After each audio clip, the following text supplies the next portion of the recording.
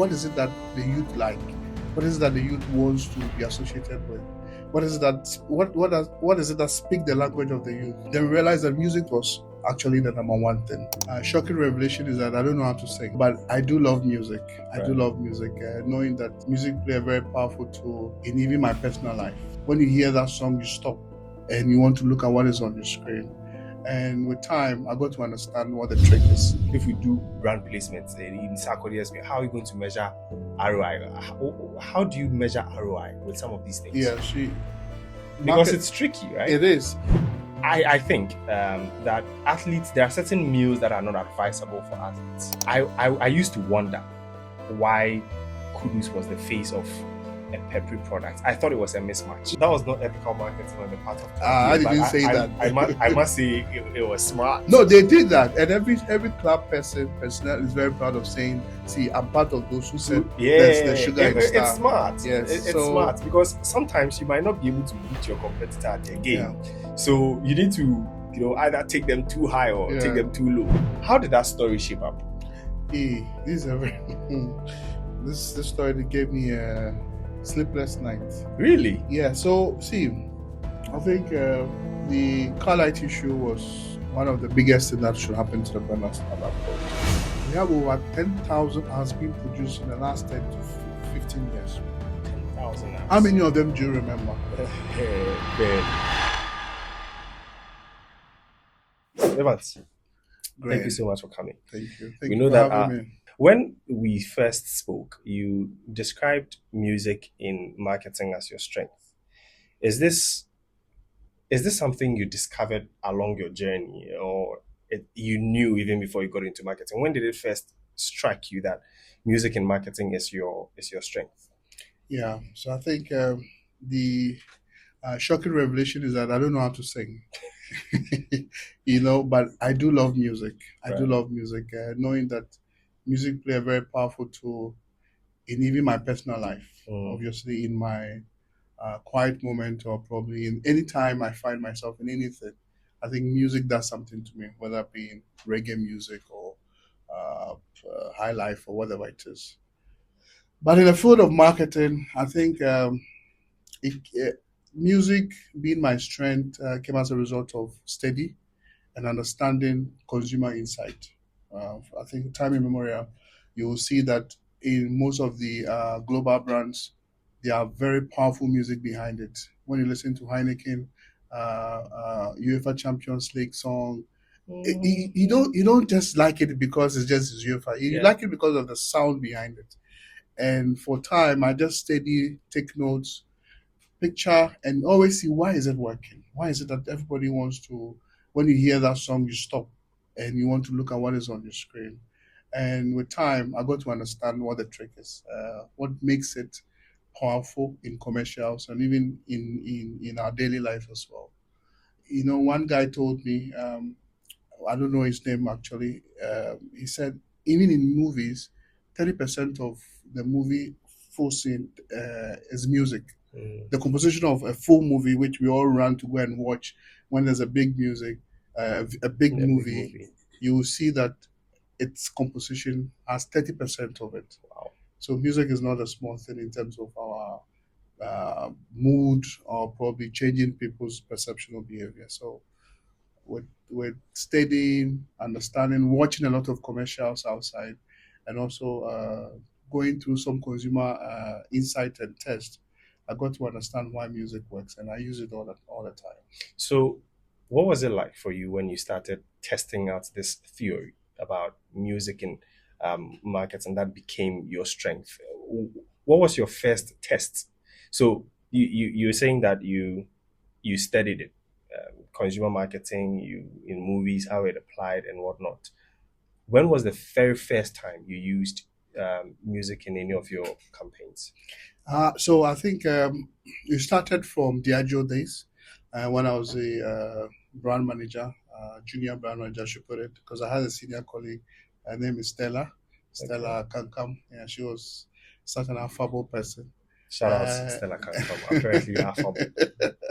Right. So we had been faced with a competitor, or let's say a battle between ourselves and another brand. So Star Beer and Club Beer. Let me mention the Okay. name. Yeah, Star yeah, Beer. yeah, we've had Club Beer. The person who has handled Club Beer for Okay. about 17 years in Yeah. your seat, so it's Okay. fine. You mentioned your brand, so you can go ahead Fair and enough. mention. So Yeah, it was a very fierce competitor battle or between the beer space, let me say the lager space. So Star has been number one for a very long time really. in the 70s and all.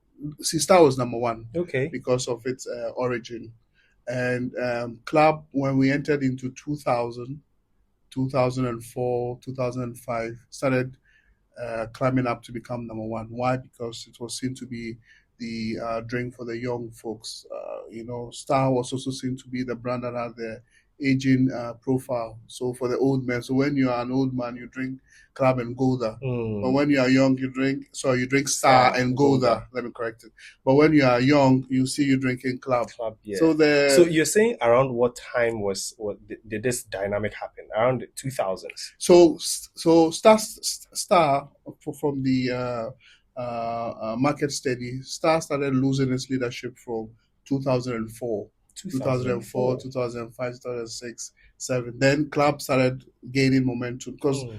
see, obviously the best beer in Ghana was Star Star Beer, Beer at the Star and time. Golda. Okay, obviously, well, I know all of the three brands, but Oh, unfortunately, I don't drink yeah, beer, so I wouldn't sorry. know. But, yeah, sorry. But I'm beginning to pick up on a theory. And if you'll indulge me, Sure. this Beer the Anwani Club Yeah, campaign, we spoke about it. It's one of my favorite. yeah, I think if you're saying that it became Club Beer started gaining momentum in from 2004, and that Beer the Anwani Club had been running for about a decade. yeah, Do you think, and you're saying that it was running among the younger folks, yes, yeah, do you think that campaign, because I hold a strong opinion that that campaign was so successful that up to date, if anybody asked me what beer should they go for, even though I haven't tasted both and I don't know, I'll probably say Club, yeah. because in my head, beer the Ironic Running Club, Club, right? yeah, Do you think, and I'm not putting you in a tight corner, sure.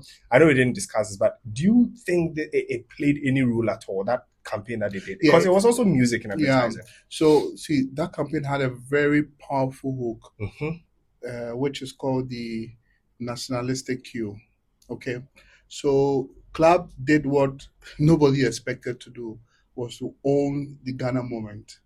So Star was seen to be that premium beer, so it was all the other space, but the Ghanaian moment was missing, and Club Beer owned it with the Club the The Enwani beer Beer. the Ironic Club, So they yeah. started a series of campaign where they really entered into the space of what Ghanaian really, or what a Ghanaian really, or someone who claims to be a Ghanaian does, which is one, buying wache, you be on the queue and you like, you see one person, 25. You get the point. You see a security man watching you parking, and later after parking, you tell your boss, "But I don't park for here." Yeah. These are things that really make we Ghanaian. You being late for an appointment and Eating fufu on eating Sunday. fufu on Sunday and acting too bougie, and after the end of the scene, like, hey, give me my real banku. This is not what I came for. Yeah. So these are things that connected to most Ghanaians, and especially with the youth, because they could see themselves acting in the same manner. And that was one big thing that resonated. See, the music was there, but the moment, which is in brand management, when you speak the language of the consumer, he feels that you're part of him. Yeah. So he will go anywhere with you. So they started gathering that momentum, and Wow. music was a big part of to say Club Beer Beer the the Ironic Club. Club. That Yeah. slogan became Yeah. a big thing. Charlie, Michael they said won. something. He said, Club Beer is older than Star Beer, right? No, Club Beer, Star Star is old, older. yeah. Club is 1931. Star is what? Star is from. I don't know the statistics. Maybe we might But take it it's off. old. But it's old because it started from the Guinness Oh. Guinness Brewery time, ABC time. Yeah. Then all in fold. I don't know the Right. years, The right but year. But Michael said, he said something quite profound. He said, it was easy to handle the whole cultural asset, which is the Beer the Anwani yeah, Club ad campaign, because Ghana knew Club knew Ghana. yeah, and they also tapped into that whole the nationalistic view that you were talking about, and the Be a Dianuane Club, the phrasing alone, anybody could catch Yeah, on. yeah. But thank you for indulging me on that. So you were going on about The job to be done at yes. that time. So our job was to make Star Beer youthful, because see, those who were drinking were dying. Just to say that, because if it's an aging profile, then obviously when you are 45, 50, you cannot drink two bottles, you drink one. You drink one. And volumes might not go up. So we need to get to 18 to 24 to start drinking that. So what do we do?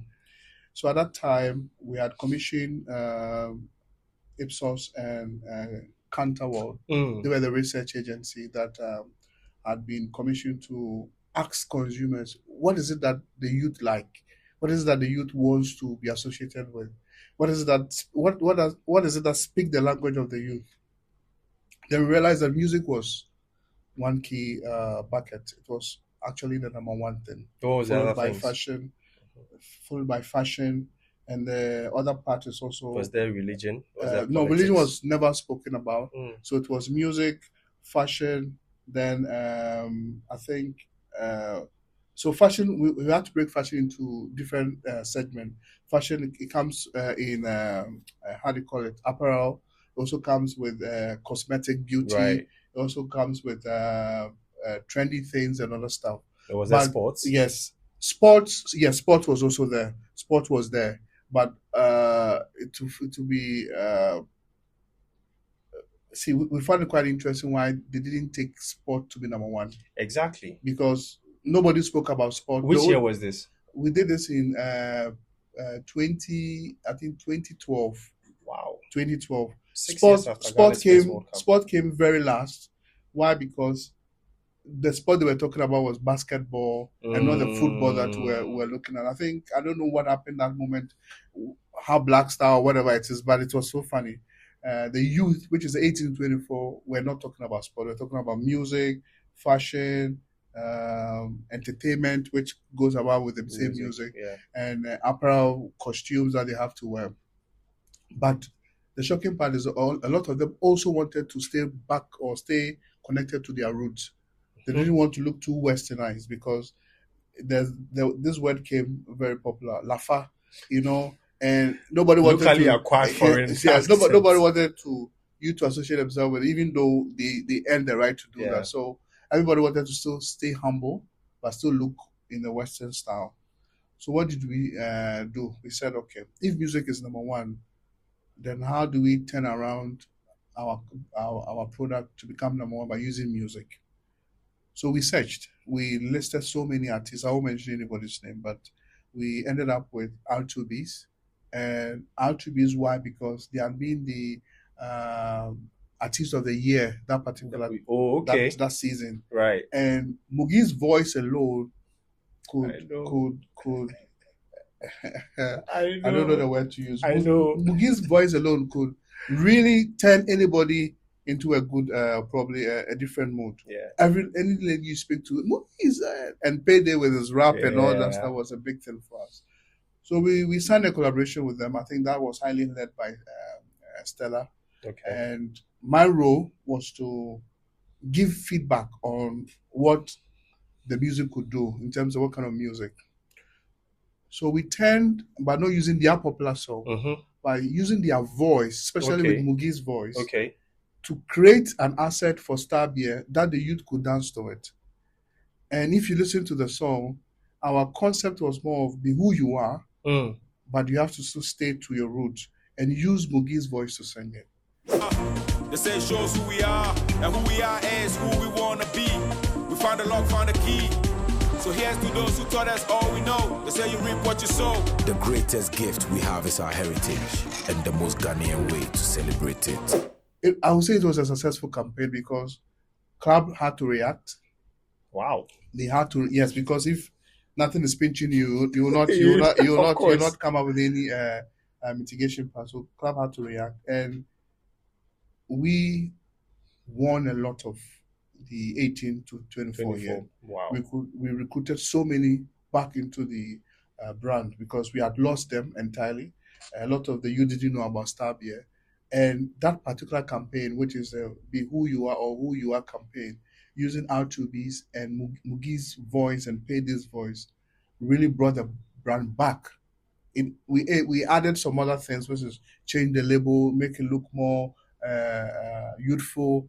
All these things were done in connection with the music part, but the music part was a critical part because we use a musician, an artist, and we use the voice of one of the The best male yes, vocalist in the yes country. at that time. Yeah.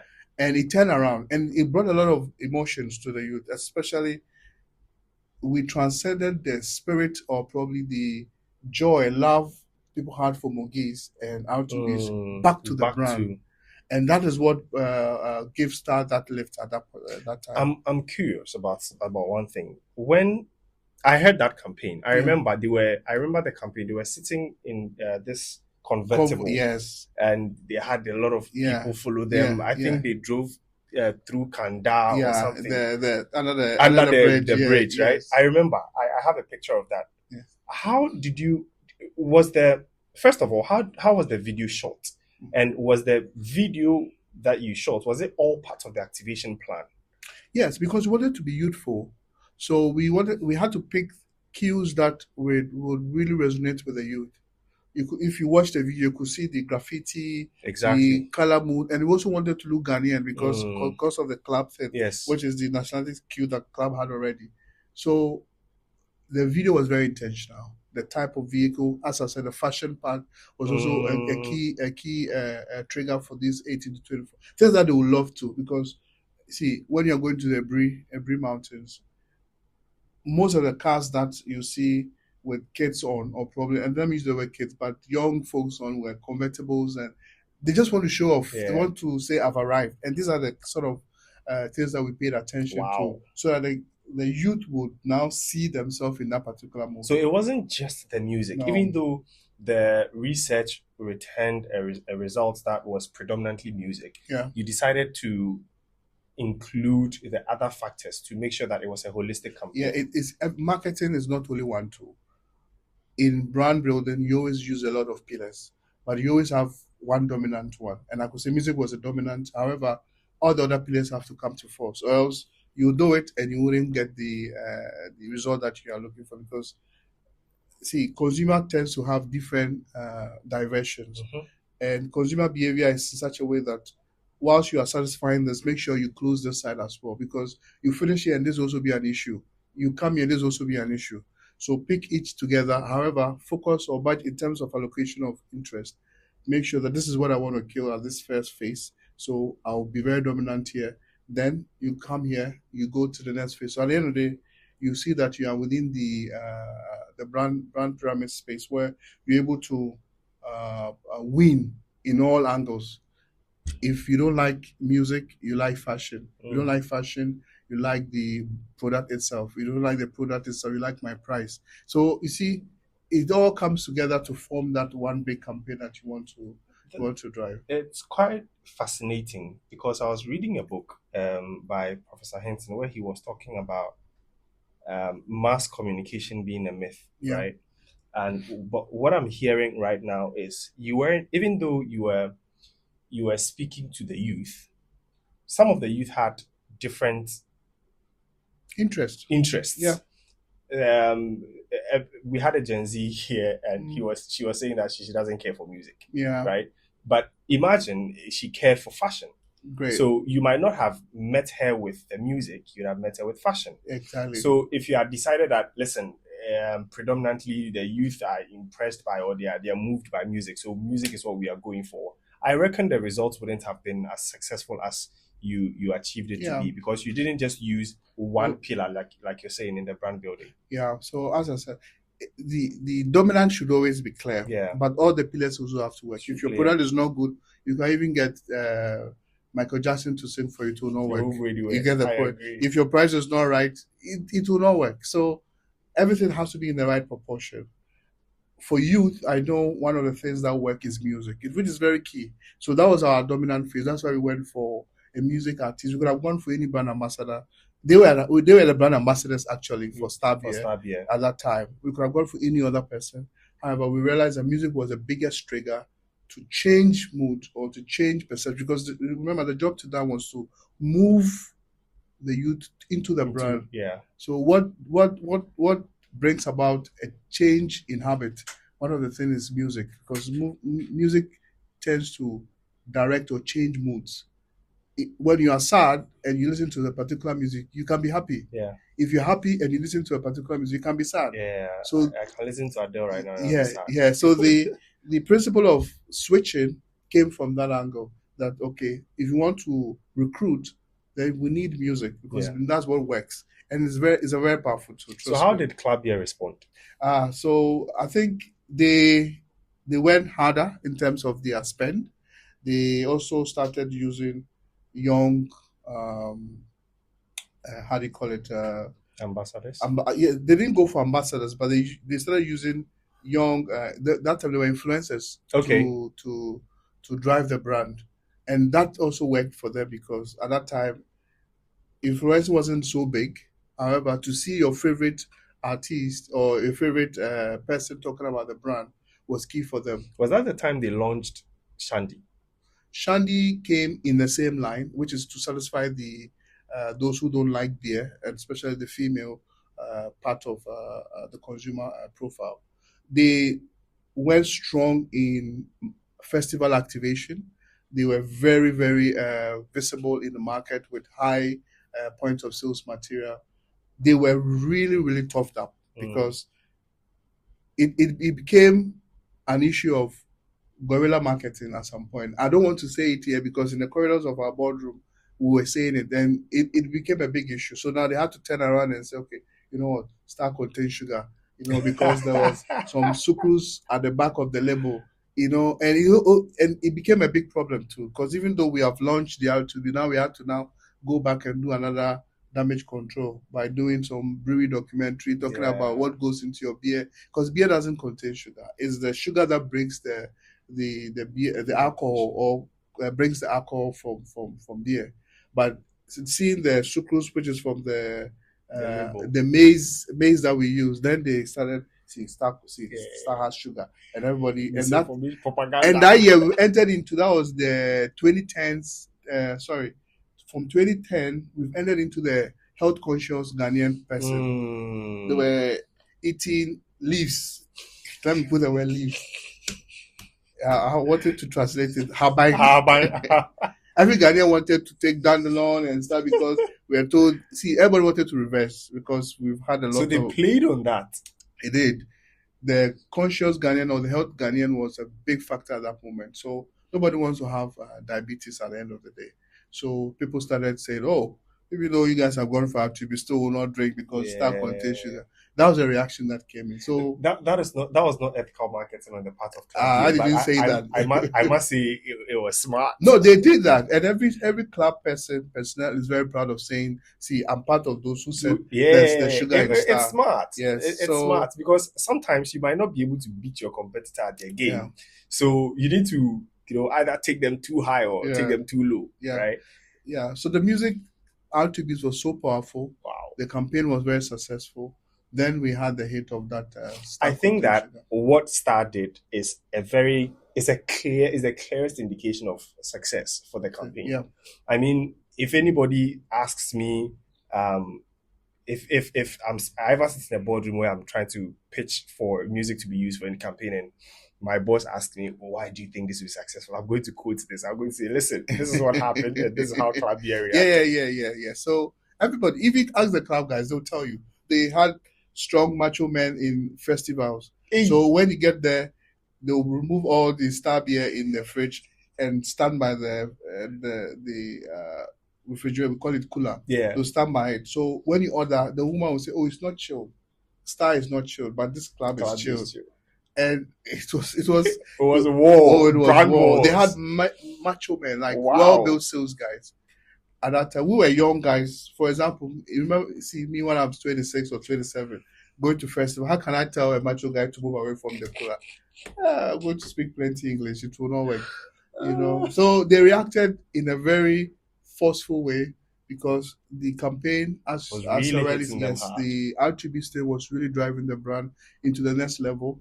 And they couldn't sit down for them to Wow. lose, so they had to react, which Wow. which shows how competitive the space was, especially in the lager space. Yeah. Let me bring the conversation Yeah. back to you. So, because the question started from your strength in Yeah, music and yeah. marketing and how you started it. So, this was your very first experience. Yeah, my very. How long did the campaign last? And at the time, you're also in a junior position, Yeah, like you're saying, Stella yeah. was your boss. So, being in that junior position where you didn't call the shots per se, but you were responsible for testing and giving Yeah, feedback. yeah. First of all, what was the period the campaign lasted for? And over that period, what did being in that position, exactly in that role, because now you've gone into senior roles, we'll Yeah. come there. But I want to know what it taught you, that campaign, what it taught you, it being your first ever campaign with music and marketing, and the junior role that you were playing at that time. What did it teach you? So first, it says, or probably what we all learned from is that consumer insight is the most powerful tool you can ever use. Without insight, and in Unilever, it's like a university which to actually define what consumer insight Insights is, is. which is the key truth to the consumer that you can use to unlock brand's growth. That insight of music being the number one thing for consumers was very powerful, because if we had closed our mind on that insight after the research and you chosen or probably picked any different line to grow the brand, probably you could have had Star Beer with a self-opening or opener, or a twist to open, or a different label color, or a different color. All these things are possible. Yeah.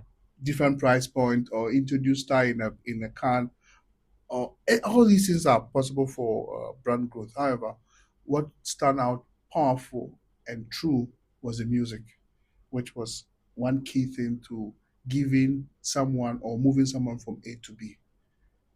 I learned that. I was very humble with that. I was like, see, if this is working, then it means that listening to consumer all the time will give you that upper edge, or probably that big advantage. We were very, very surprised in terms of how the campaign moved, because it crossed over 12 months. Wow. We had to run it for 12 months because the contract with Altubi's was 12 months. Okay. So after that, and just after that, then we started hearing that we cannot use. The FDA ban came in. Wow. It wasn't that clearly, but there were signs that okay. you cannot use celebrities to endorse alcohol and other stuff. So did the insights? So before we move on to the next one, you said consumer insights. Consumer insight. What you learned was that consumer insights is the very most powerful. Yes. Did the insight tell you why? First of all, the insight said music, right? The youth, the number one thing that the youth were music, was music. Did it tell you why? I think the deeper explanation.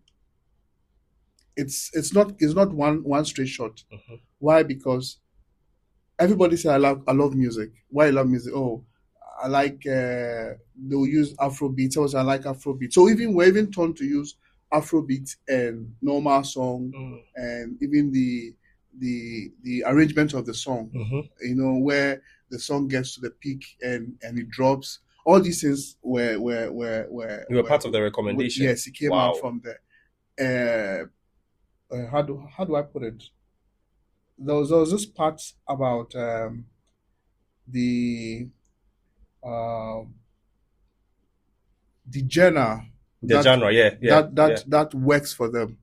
A lot of people moved away from the high life. High life, really? Yes, a lot of the youth move away from the high life, and that's when Afrobeat had been a big sensation. Now with the likes of Sarkodie and the R2Bs and this guy was the Tama Boys were all over the place. This producer, what's his name? Qbeat and these they were making good Afrobeat yes, Afro music. Yes. They were making good music, and they wanted such songs, especially 18 to 24, because of the high beat, the type of lyrics that is being used, and also it spoke about probably their emotions or their lifestyle. A lot of them were struggling in the aspect of being depressed or probably being neglected, or nobody wants to hear them. They want to be called survivor because their parents had died when they were 4 years. They want to have a song that is championing their aim to become hustlers or something. So these are the songs that were being played at that time, so they could connect themselves into it. So everybody was like music, music, music, music, music, music, because it had that connection for them. This was 2012. Yes. When did you move to Alomo? Got to Kasapreko 2017. 5 years after. And at Alomo, you also, Kasapreko, pardon me. You were at Kasapreko, but you were working on Alomo specifically. Yes. And over there too, you faced some sort of competition with Adonko. Yes, Adonko. I want us to segue into that conversation because my next line of question was going to be with Unilever. Then we come to Adonko. Okay. But because you mentioned High Life, I want us to go to Adonko. We'll come back to Unilever. So at the time you were at Kasapreko, Adonko was everywhere. Yep. Because of Adonko, Famiko, Fade, right? Or yeah. That was High Life music. Yes. So between 2012 and 2015, there was a great shift. Yeah. Or is it that Adonko's, because Adonko had taken over the market? Yeah. Well, maybe don't take it from me as a consumer. As a consumer, I would have said that Adonko at the time was more popular than Alomo. Yeah. But maybe the numbers, the sales numbers would say differently. So tell us about it. No, see, you are absolutely right. See, today, let me ask you, do you hear of Adonko? Not really. Do you hear of Alomo? Not really, okay. Honestly. Maybe I don't. I just don't. I don't think they have a popular campaign. If I'm it's not about the campaign. I don't consume the product, so I don't really. So, you see, in every brand, so I think the issue on Star and Club still comes here because that's the first lesson. Yeah. Every brand has its profile, right? When you tend to have an aging profile, it gets to a time you wouldn't have consumers anymore. Say that again. If you have an aging profile, like if you have people who are from 45, 50 going, they are nearing their death. They'll go. And you wouldn't get the brand growth anymore. Okay. So what Alomo did differently was to connect to the 18 to 24. Because Bitters was not a space for young folks. Bitters was for 35 going, 24 going. I want to ask you why, but I think because it's bitter. Because it's bitter, it has this whole medicinal properties. Is it really medicinal? It is. It is. Really? It is. Because for me, I think that when there's any bitters add, it has a lot of connotations. Yeah. Which is not really medicinal. You know I what know the sexual part of it. Exactly. So yeah. No, but when every part of your body is working properly, your sight is proper. Your sexual habit is also proper. Your eating habit is proper. Your sleep is proper. So why do they hint on the sexual? Because that was the biggest issue. That was the biggest issue at that time. Because see, to be 40, obviously you are not young anymore. So everything will come to a lower level. Right. So you need something to really rejuvenate or give you back that kick, because they regret when they were 20, 21, what they used to do. At 40, I don't think you have that sort of energy. Too. So everybody rushed to it because there's a problem. Yeah. There's a problem, which is in everywhere, especially when you sit down for a very long time.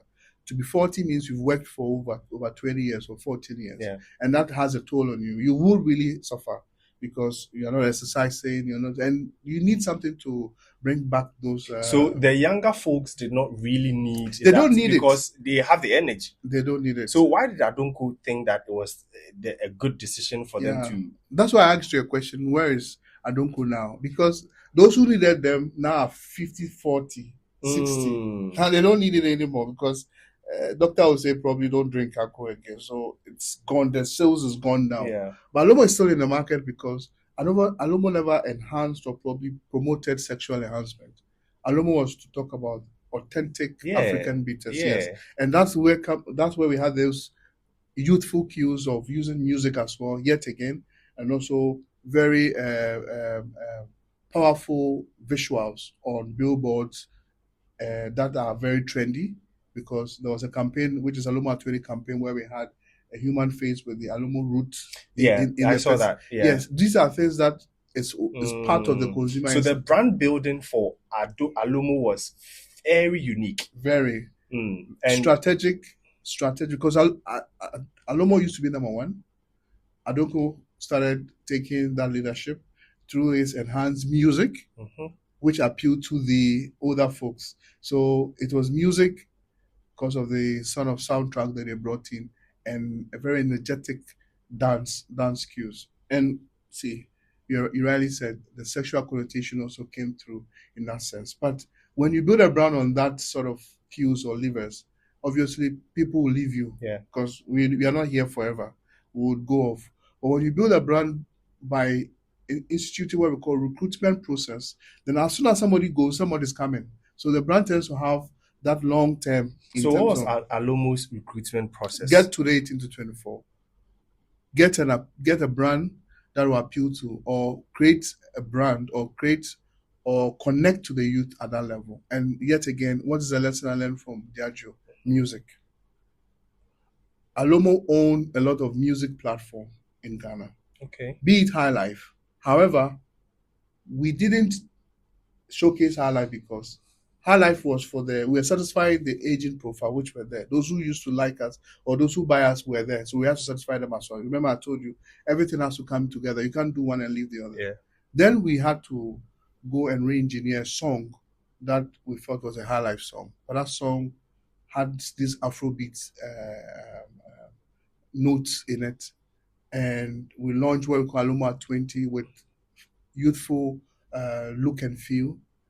Changed the packaging with some very colorful design somewhere, and moved into the market with a lot of sampling.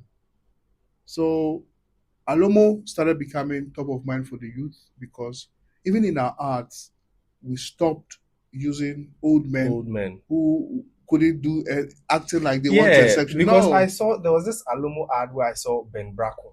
Yeah, that was the old time. And I'm like, Ben Bracco, okay, cool, no problem. So all of a sudden I'm seeing Alomo using younger guys, folks like 30, mid-30s into their 40s, and I began to wonder what was going on. So it was intentional. That was a strategy to appeal to the youth.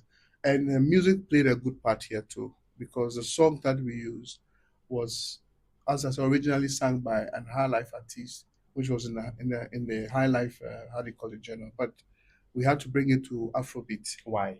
Because we had to talk to the youth. We had to talk to them. Talking to them means what they like. They like Afrobeat. And today Afrobeat is still the key. So was that was a lesson you had picked from the Yes, and that's my voice. And with my leadership team, Gerald, which was a commercial director, and the CEO, Sir Richard, we had to. And they even asked me why. I said, we need to change the song. We need to. So at this stage, you were a senior. So I was the marketing manager then. Okay. I was the marketing manager. So you had a voice. You had a decision-making voice. So we had to change the song. We had to, even when we got it, I said we want this particular song because it has those cues that we needed to hear. But however, the one who sang, and thanks to the agency at that time, the agency. What agency is that? It's called Renegade. Okay, Renegade. Yeah, okay. Renegade. The agency could see the vision and what we wanted to do because they're part of the whole changing the Alomo narrative. So they got somebody, a very powerful. This time around, you didn't use a popular. We didn't use a famous person. It's just the Afrobeat stuff that he had to use. So this time around, you're banking on the voice, not the person. That's why I said the hook is the voice. And Alomo at that time was too big for us to get like another big artist. Because Star was also big, and you got a bigger. No, a big Star artist. was a beer that was big, but it was big for some reason, which is these are the, how do I put it? Lack of better word. These were the only two beers that we had. Okay. Like Star and Club. So one of them Star. But at the time, Stellato wasn't around. No, Stella. Okay. No, Stella came in much later. No. So R2Bs at that time were essential to come and lead us to that growth agenda of becoming a youthful brand. Alomo is same line, but you see, the population for Alomo was an aging, which they still buy us because it's a brand for them. Let me not take it away. It's still for the 24 to 45 year. It's still for them because of the medicinal properties that it has. Mhm. But as I said, the trick was to have that pipeline of people coming Recruit them. into the coming into So the as the profile older ones are are going, dying, then you are new recruiting ones are gradually. They are also coming in. They are coming. Then the brand continues to live for a very long time. wow. So we're very massive on the sort of people we have to use, the characters that we have to use, and also the music. I will always say the music part of it. And I don't know how people dance to it, but it was a very danceable tune. And anytime they play, you stop and listen because it had the genre of that time, which is Afrobeat in that.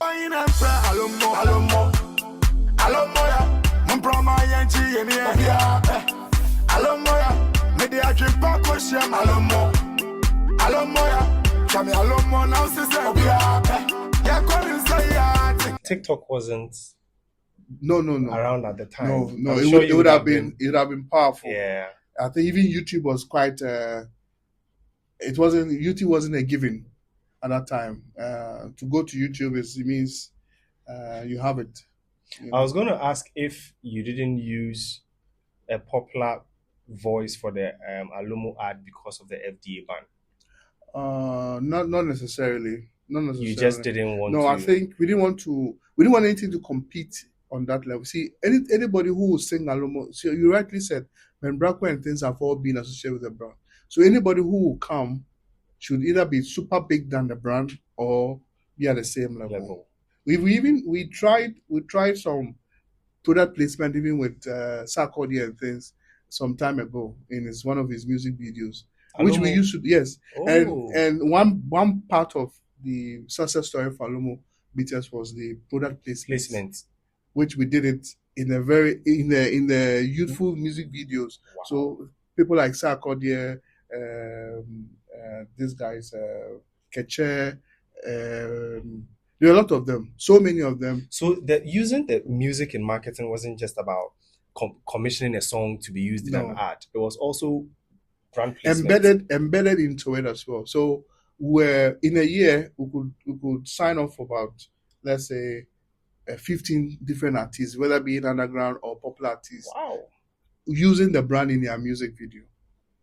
And I think I was going to go to that as a key hook for Alomo Bitters. We were very free on that. So on my phone, I have a lot of musicians who we had You had discussed worked with, before. yeah. Like, okay, I want you to sponsor my music.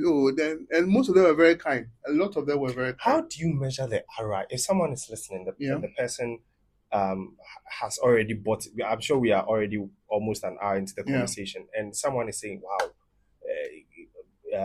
Evans is giving me ideas. I'm going to pitch to my boss that we use music." And the boss is asking, "How are you going to? If we do brand placements in Sarkodie's, how are you going to measure ROI? How do you measure ROI with some of these things?" Yeah, because it's tricky, right? It is. Marketing and ROI they are two different people. Everybody wants us to use ROI to measure marketing.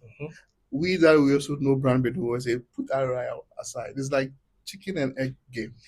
You see, there are spaces where you would want to use ROI to measure, but it's in the long term, and there are spaces that you use ROI to measure in the short term, which we are clear. However, in terms of campaigns, ROIs are measured on the success of your campaign through the positive sentiment people put on your brand. Today, if I go to the internet and I type Kivo, the amount of sentiment you will see, the people who are doing even things without our knowledge in their own way, using their platform to promote their own brand, you'll be super amazed. Wow. And that is the currency that we give back to the business. However, in every business society, finance person will tell you, give me your ROI, and I'll tell you, I'm going to have 25,000 impressions, 100,000 in the e-commerce part is conversion and stuff. See, it's a long-term game. If you want us to play the long-term game, trust the process. The process is making sure that you give yourself a time limit and you always chop milestones at some point. At this stage, what do you want to do? Want to do penetration? We want to move to convention, want to move into adaptation, want to move into now brand growth. See, these are things that you call out, and that is where marketing comes in with its clear, actionable plans. I might not be, I would it'll give you assumptions. That's what we always work with. That at the end of this campaign, I'm expected to would have increased trial by 55%. How will I see? Ipsos will use 1,000 sample size to give me my trial percentage, but that's not the true measure. The true measure is when you enter into the pub. If it's a how do you call it, a beverage brand, you enter into a pub and you see the table count out of 10, how many people are taking you? Then you know that you're working. You enter into a provision shop, how many of your lines are in the shop? Then you know that people are buying you. You see a hawker, you stop the hawker. What is on your tray? You count. Okay, that is how you know that you're working. Out of it, because brands don't have legs. It's people who have to carry them. So if I don't believe in your brand, apart from the profit story I'll get, and I don't believe in the brand or your marketing is not working, how will I go to a shop, carry it on my head, and start to go and sell? I will not. So these are some of the success stories we say back to the business, and we always fight with finance and say pause on the outright part. Yes, we're not going to invest in such a way that we're going to run at a loss, but see it in a chicken and egg game. Who came first? Is it the chicken or the egg? It's a whole paradox there. However, imagine you give me money and I invest in it grows. Or you want the brand to grow before you give me money to continue. But all how depends will the on brand grow? some people have that perception. Things? Some leaders have that perception that, oh, I can't give you money because they are selling only 2 boxes. Yeah. How do you want to sell 3 boxes? Some leaders don't even believe in Toma. They don't believe in top of mind. Top of mind. No. They tell you, I've worked with a boss who goes crazy whenever he hears top of mind awareness. He thinks it's a lazy marketing metric. Yeah. But in fact, he thinks it's a vanity metric. And it used to sadden me. But I also realized that maybe we as marketers haven't done enough to prove really that Toma works. No, so that's what you are doing now. Documenting all these success stories and giving people the opportunity to go and read and use it in conversations in the boardroom. Because a lot of people are not pure marketers. A lot of them are just there because I see I'm a marketing person, I studied MBA in school. Yeah. But understanding what the principles are and how it takes to grow or even craft brands is very key, because there are 2 different things. Having a product there and crafting brands is also a different thing. But me, as a brand builder, I craft brands. So all the brands I will mention, you will say, just because of the lessons and the sort of, how do I put it, knowledge that I've gathered around a lot of regional and global conversation I've gone across. Yeah. Sunlight. So Heineken used to be Heineken, but nobody knew Heineken draft. Nobody knew Heineken 6-pack. We all knew Heineken in a can. Yeah. But the bottle was not there then. Like, I'm talking about 2012 then. Okay.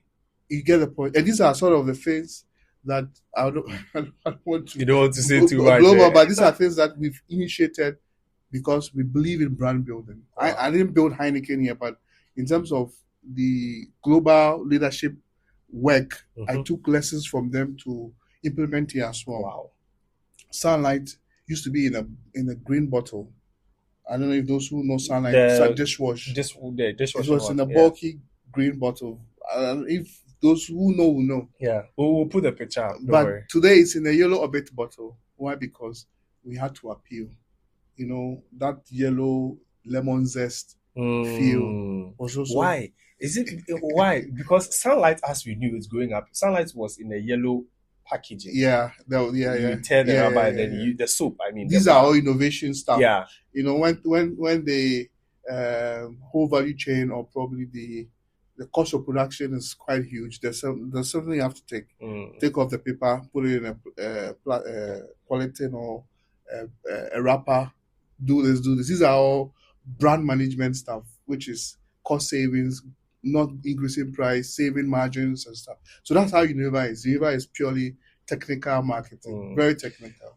I would have loved for us to go into Unilever, but we'll talk about Unilever another time. I think Unilever is a master class. It's a university. Yes. I know a few friends who have worked at Unilever. Yeah. Usually when they tell you some of the things that they learn, they go through even to, get to a certain stage, it's quite phenomenal. But you did say something that caught my eye, and I want us to get into it because you were right about if anybody mentioned the brands that you've worked with, you go like, wow. And the first time my producer told me that you are the Kivo guy, I was like, wow. I'm happy because Kivo is just about 5 years? Yeah, the Kivo brand, yeah. I'll tell you something. When Kivo came, I had my doubts about its success. Sure. Because to me, it didn't make sense to go and buy soakings in a pack. Right? Like the whole soakings thing in a pack. When this week came, I thought, okay, I never really got onto it. So when Kivo came, I had my doubts like, Ghana for crying, what is this? Like, but you did something with Kivo. And now I have Kivo Gary in my kitchen. You do. I see. It's quite interesting. So I want us to get into it. Sure. How did the Kivo story come about? It's been 5 years and you've been with them since emergence. Not beginning. So Kivo Gary is 3 years. Okay. Kivo Pepper is 5 years. Okay. So I joined them in the Gary phase. So see, the brand Kivo is a powerful brand, thanks to the leadership team for Kivo. The CEO. You are being modest. No, I have to. See, I told you that you cannot do anything without the owner of the business. I realized that even from your Diageo, you're always giving credits to the team. You need to, because they will not allow one person to. It's not like a one-man business. In all multinationals, it's a teamwork. So when I find marketers sitting and making it like this, I always say, no, come on. Pull your team along so that anybody who is looking will go and search who are the team members during that time, because everybody plays a role. Like in Guinness, even though I wasn't the senior brand manager, Stella was there. However, my job to help Stella was to test all those music and the arts. I had to test them, and in terms of execution, they have to use me to give them my feedback. If I was the consumer, how would I feel? How will I feel? I also had to organize a lot of young folks to give their feedback. That was then. You learn from it. Then when you also get into leadership position, you give people the same chance to have that exposure. Right. Kivo brand today, I can happily say, is the biggest household brand. It is. In terms of food. Why? Because so the question was how I got there. The story. So before, I want us to discuss the philosophy behind the way. Before I got to Kivo, there was this brand which you might also say, wow, which is Series. Okay, the Series juice is there. Series was just in modern trade. Recently, they've done Chimpe brand. Yes. Was that your handiwork? So that was my last project before I left. I didn't complete that because the logic on Series 500 ml was on the fact that the price was going up. At that time, that was 2021, just after COVID. The whole thing started going. So Series is also coming from South Africa. Okay. And price was still going up and stuff. 1 liter, we realized that people were not buying 1 liter anymore because it was about 35 cedis then. 38, actually. From 10 to now they brought it by it used to be 9 cedis. Yeah. It used to be 9 cedis to 38, 34. So we realized, you know what do you do for us to have the youth, or for us to have or win back our share, not to lose to Don Simon, is to have a price point that I can have it on my own. Because when I buy, I have to refrigerate, put some in there. I cannot drink 1 liter on a go. It will take me about 2 to 4 hours. It depends on who I am. But personally, you wouldn't want, anytime you buy spirits, you share. Yeah. But what did we notice? We noticed that there's a huge amount of people who want to take things on their own. For example, when I'm going to school, I want it just one for myself. So the 500 ml was a perfect pack with a perfect price point, because at 35, bringing it to 12 CD would have given you a good edge to buy. What do? We increase our volume and get back to the position that we were. Than the 1 liter skyrocketing, the price is going to 35 to 40 and stuff.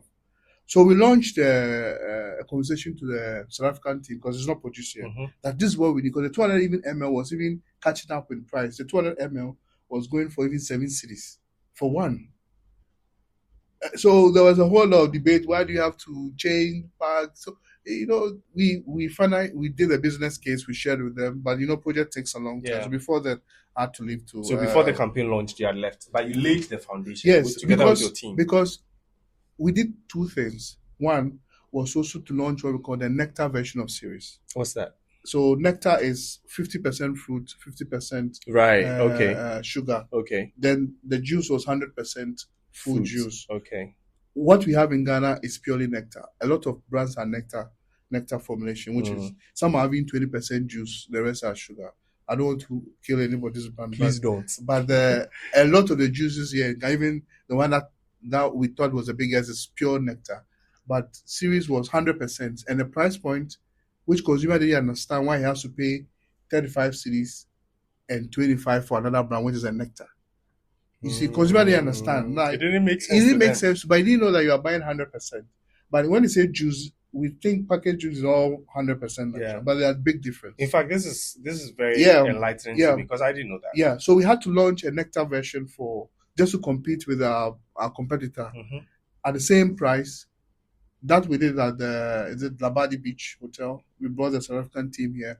We did a very powerful launch, and we used the song.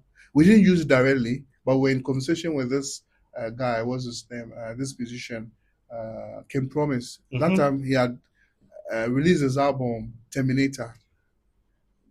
So in our campaign songs, in our launch song, we use it. We wanted to use the song actually, however, because of licensing, we had to couldn't country. But in the campaign song, in the launch auditorium, and also everything you were that was playing what the was song. going there. Wow. Yes, and we're very grateful. And we're working with Echo House in terms of my people. Yeah, because of the launch.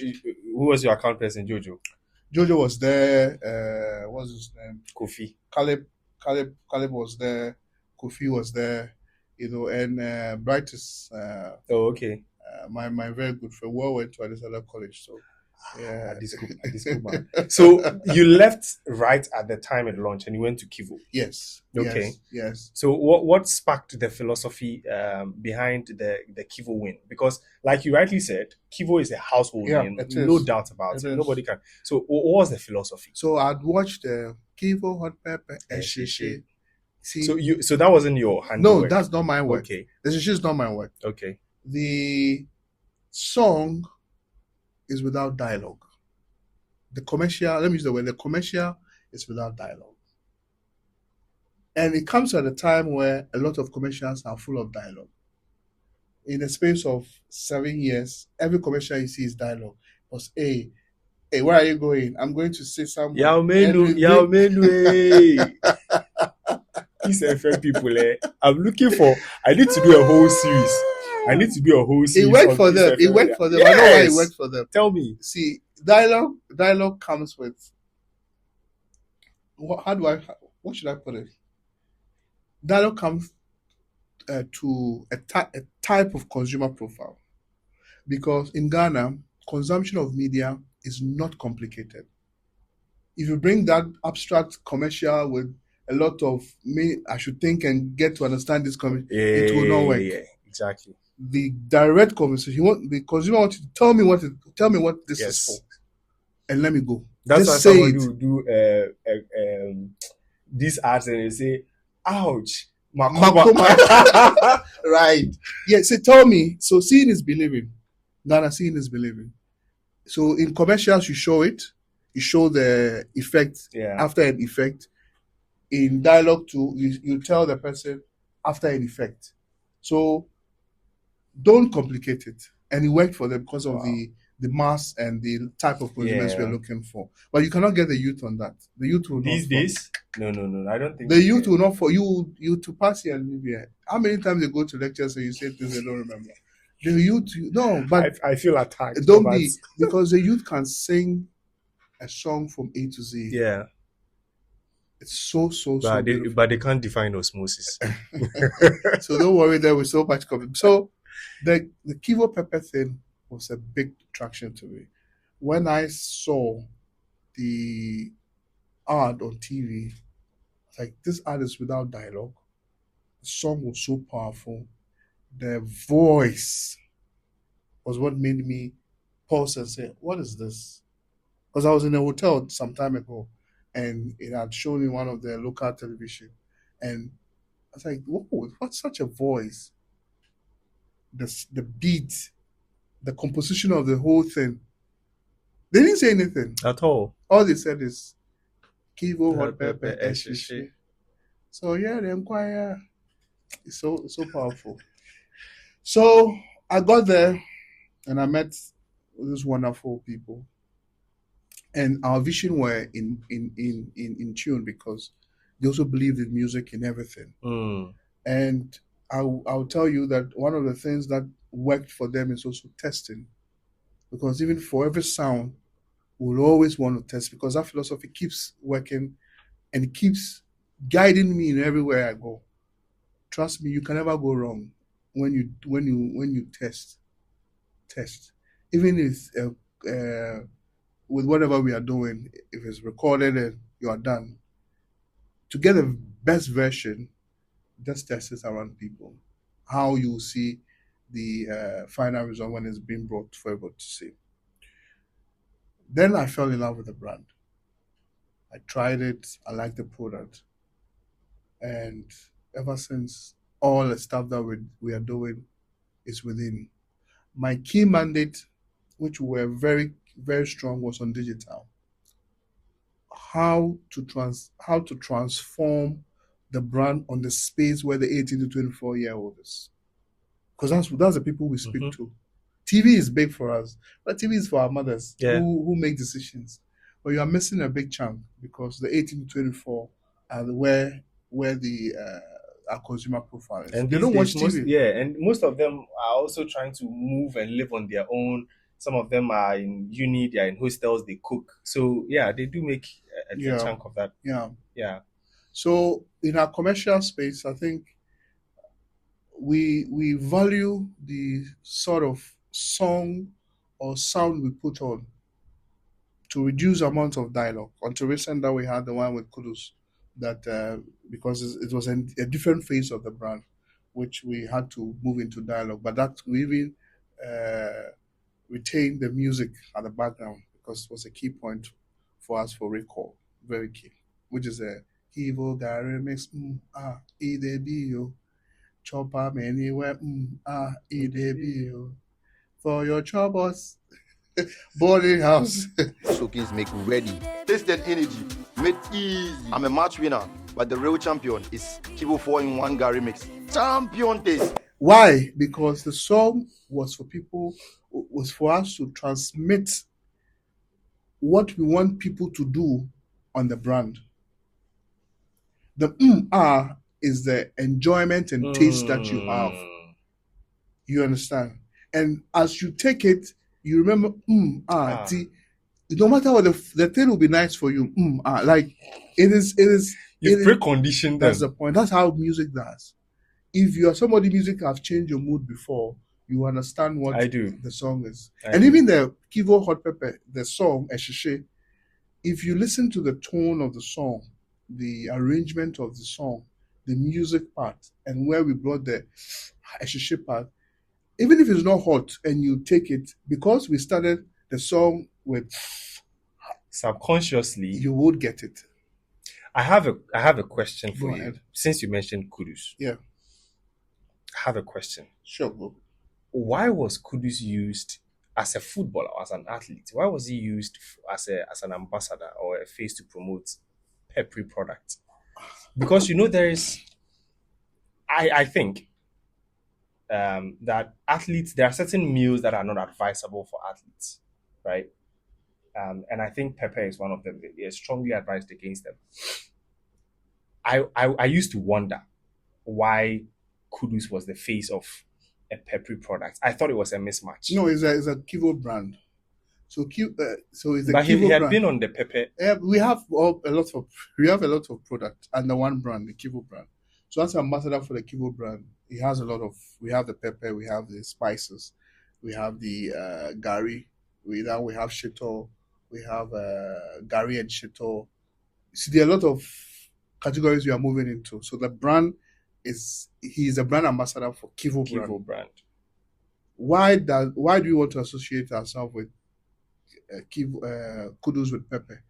See, Kudus as an ambassador is a perfect mix, or sorry, fit.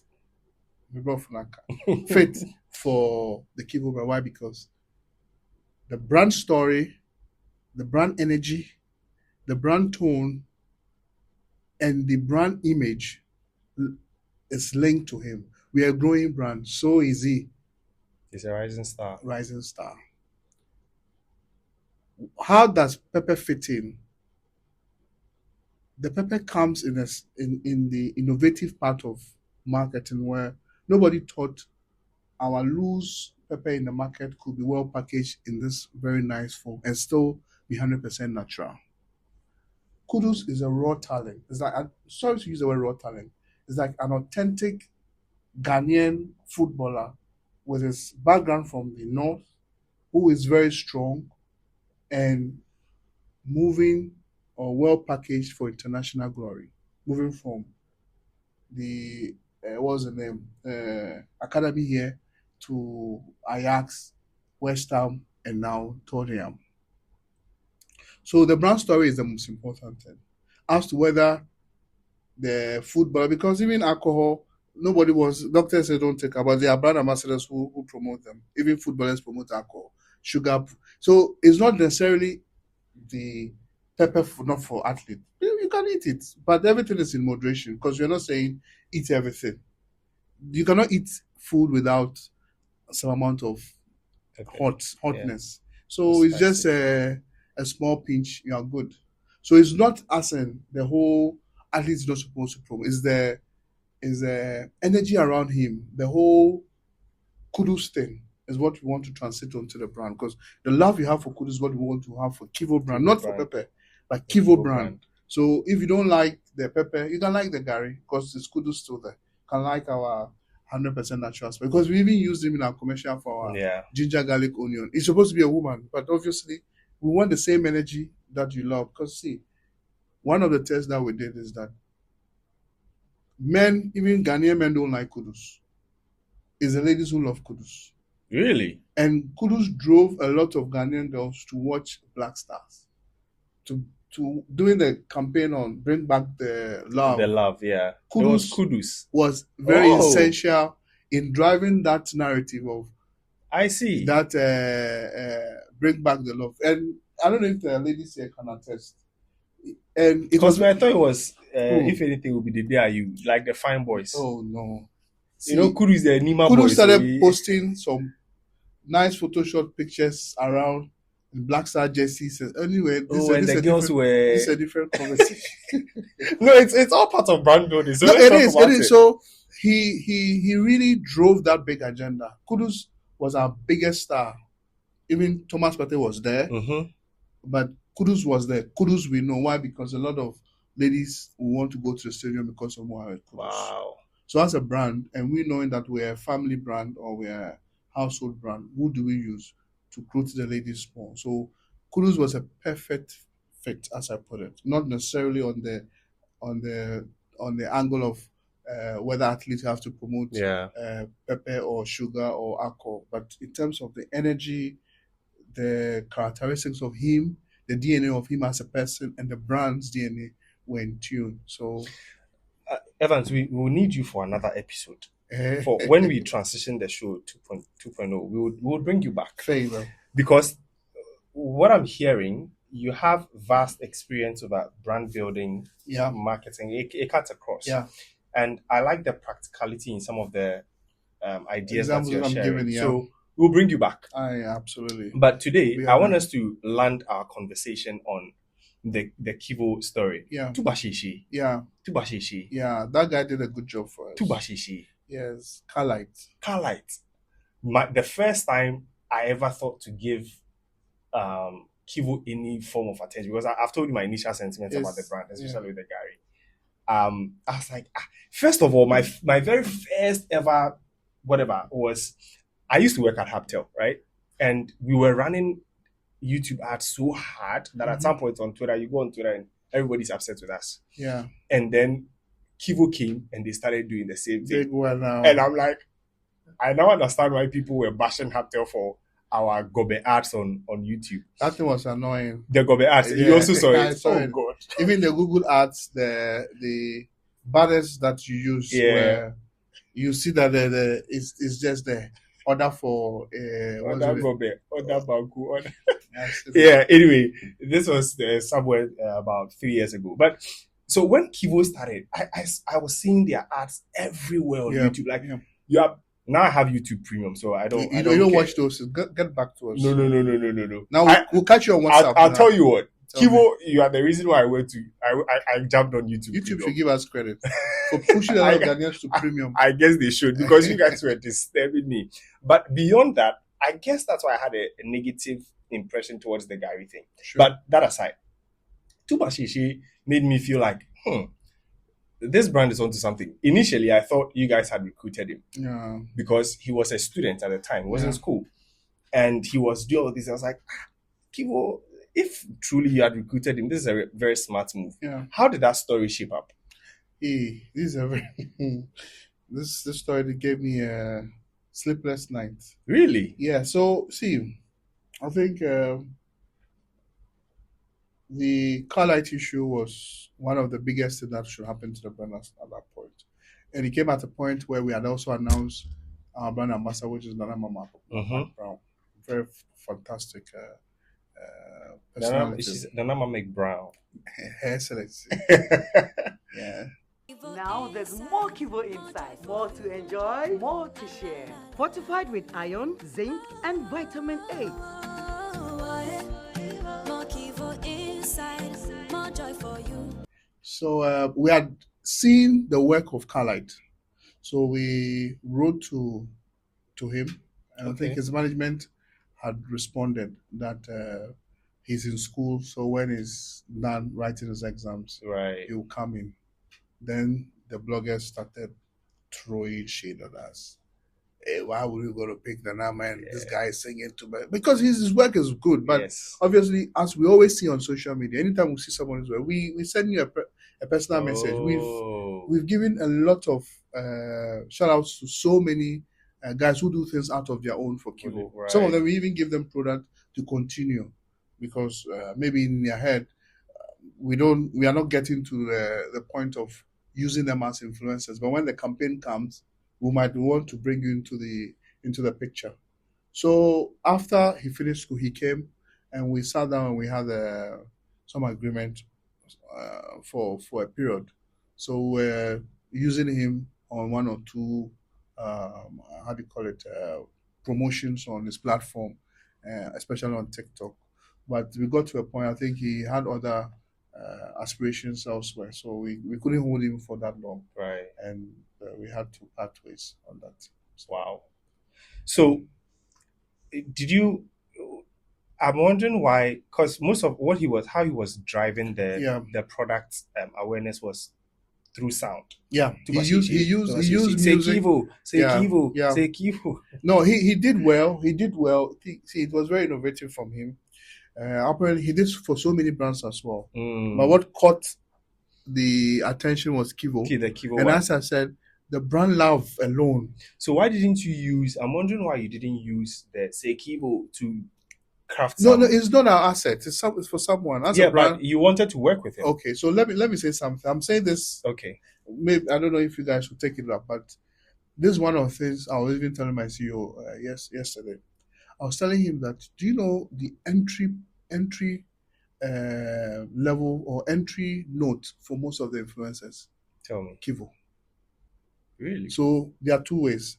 Either you throw shade to Kivo, you get popularity, or you use Kivo and you influence on Kivo. And people might think Kivo has given you money to do it. So that they'll see you serious and they'll start to follow you. And I say this on authority because a lot of these nano influencers who are coming up need a serious brand to be on their page. Yeah. So that when they throw to you that they'll do promotions and say, go, I mean, there's something for Kivo is there. You believing that Kivo is a big brand, you also give him money to do it. And a lot of them have come to me. And when I show you my DM, the number of people who directly say, oh, even if it's for free, you give me, I'll do it. So that, why? Because they need that big push. Build their the credibility. brand to build that, how do we put it? That, there's a word for it. They build their profile or, portfolio in that level. So at the time that Carlite was doing that, the Kivo brand was still there because the love for it made people also love the song that he was doing. Then the attention came, which is how the sound was played, the energy behind it. And there was a video I saw, a kid was crying and they just went to YouTube and played Tuba Sheshifo and the kid stopped crying. And I was like, that's crazy. This is so powerful. No, so, and it made me love because this is sound. Yeah. As we are saying, music in brand building, the brand love that people want to show. We're very so much happy with it. And we wanted to work for long, for whatever reason, of course. As I said, every company has its own objectives, where you want to do and how we recruit. Yeah. So it's not necessarily you have to recruit someone as a brand ambassador. We have to take it in different levels. So at that time we had Nanama, we had Kurus. So the next one was to have influencers who big up the brand. Then we'll get to a different level. Then we look at the next option. It was a good thing for us. I will not deny that fact. It was a good thing for the brand. Awareness level went very high. Yeah. A lot of people got to know, especially the kids. But we're also doing our own thing in the long run. Of course. Now we released a new song called Kivo Has Got You. Right. I Yeah. don't think Yeah. You will not know it now, but when we start the trick that I said I'll tell you later, you will understand why that song will also be powerful. Evans has an activation trick that unfortunately he can't share, and we are not going to push him to share. Because he needs to protect the brand. We need to protect my business. The business, protect his career, his job, Yes. right? So, but he will tell me, and I don't come and see me. I'll tell you. But Evan, so all across your career, Yes. from Diageo, Unilever, into Kivo, music has played a very key role. A very key role. Yeah. Today, okay, so back to Diageo days, Star Beer and Unilever and Alomo and all of that. There wasn't the influx of social media at the time where you it was can very small. activate music through. Now there's Kivo, which I'm sure you're using the digital means to really push it. If you had to think back to Star Beer, Alomo, and you had to do it all over again in this era where there's the digital means, what do you think you would have done differently?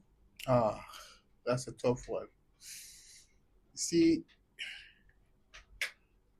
in the ever changing of consumer behavior or consumer habit, you can never have one fit all solution from today to tomorrow. Every day things change. That's why we keep changing stuff. But this question pose a very big reflection on what I could have done differently if I had the opportunity as today. Yeah. Obviously, to have a very big influence on using what we call the influencers, digital influencers, whether micro or nano or whatever level they are, in promoting brands. using music on their own. The last time I was telling you that even that part is becoming a part where there is this intellectual property thing coming up where Yeah. even those influencers are being called out that don't use this because it depends on how viral your videos will go. True. I would have used those influencers powerful by promoting my music, using the music that I So you create. commission your own music. Yes, so the music I'll produce, but I'll use them to amplify it for me. Right. Because it is also their platform. They manage a community where they have lovers, there are people who follow them. If they amplify my music, then it becomes a long-term, transmission of energy from you to the brand, Then we're using TV and radio. Mhm. So if you don't watch TV, you will not hear us. If you don't listen to radio, you're not going to hear us.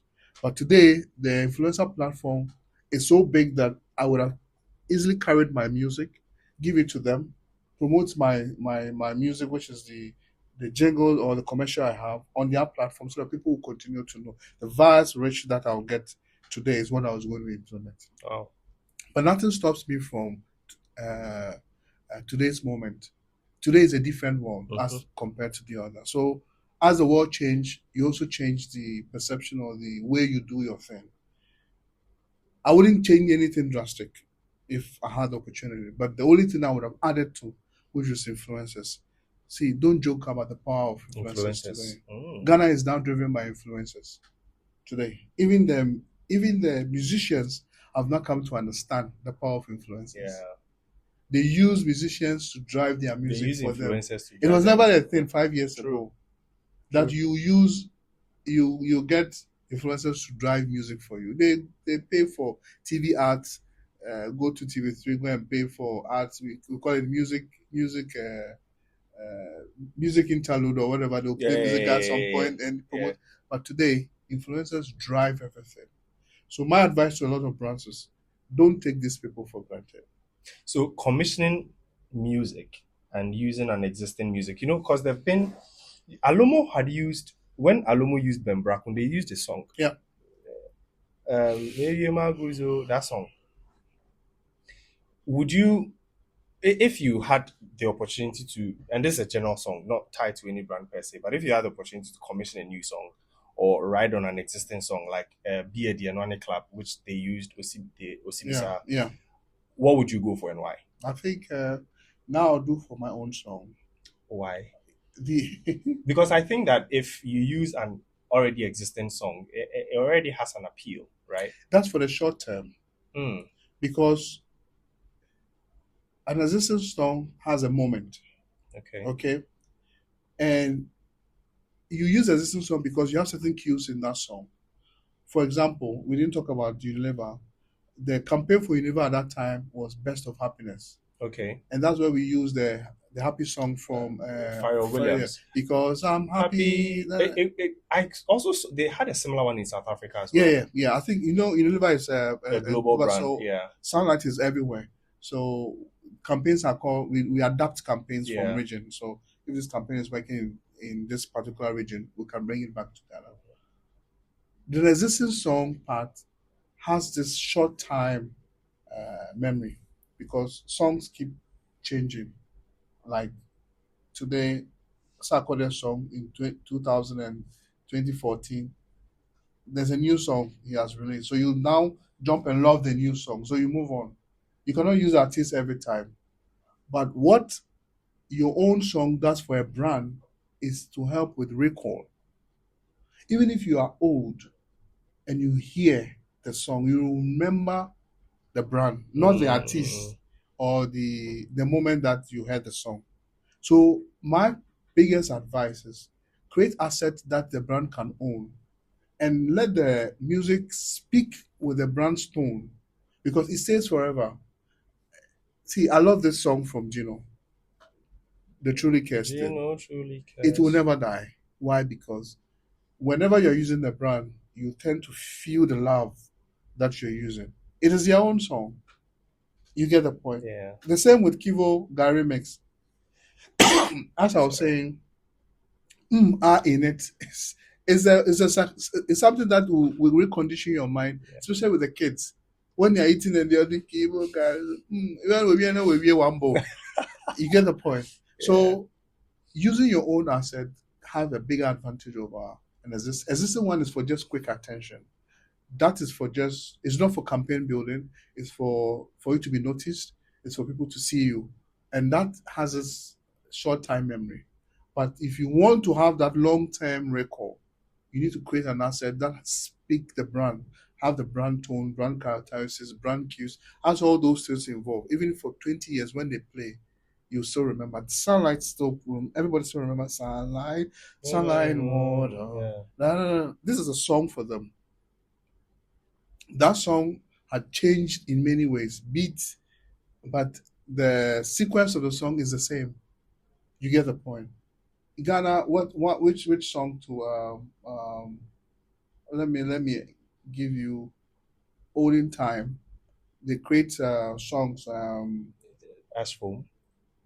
Ejari Kono, Ejama David, That's they use Ashfo, Tic Tac and Obrafo. So he created a song for them, but they use the voice of Obrafo and Tic Tac. You mean a song, a brand song that didn't have an influential? That didn't have influential on it, but they adapted it. Golda used to have Golda, drink it, enjoy it. Gold. I remember that. Yeah, there used to be a song before that one too.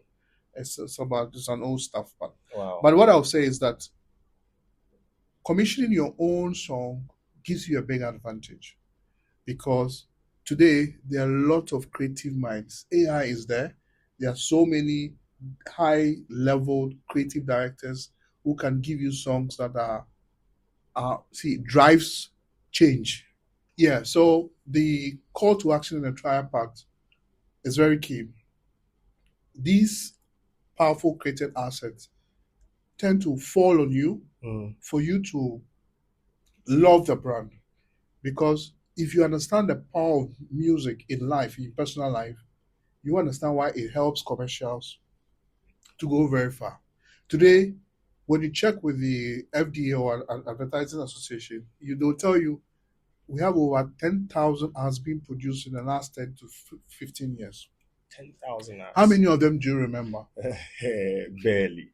But those that you remember are those with powerful song. True. This song, I have vitamin. I remember. Yes.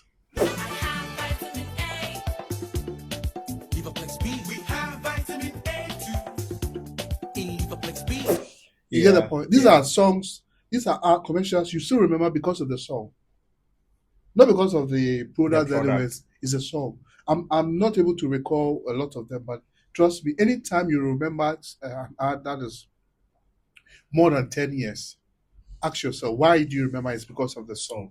And the song is not because it's an existing song, but it was a created asset for that particular brand.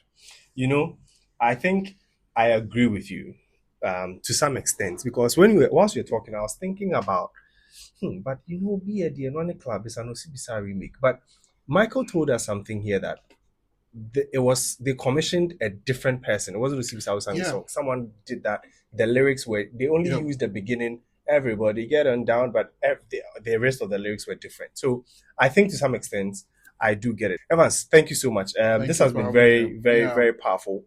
We would bring you back. I'm sure my viewers would want to see you again. If you made it to this point of the video, I want to say thank you so much, and I hope you did find it insightful. Please do like, comment, share with any of your friends that you think would find this as exciting as you did. And also, please do subscribe to this channel.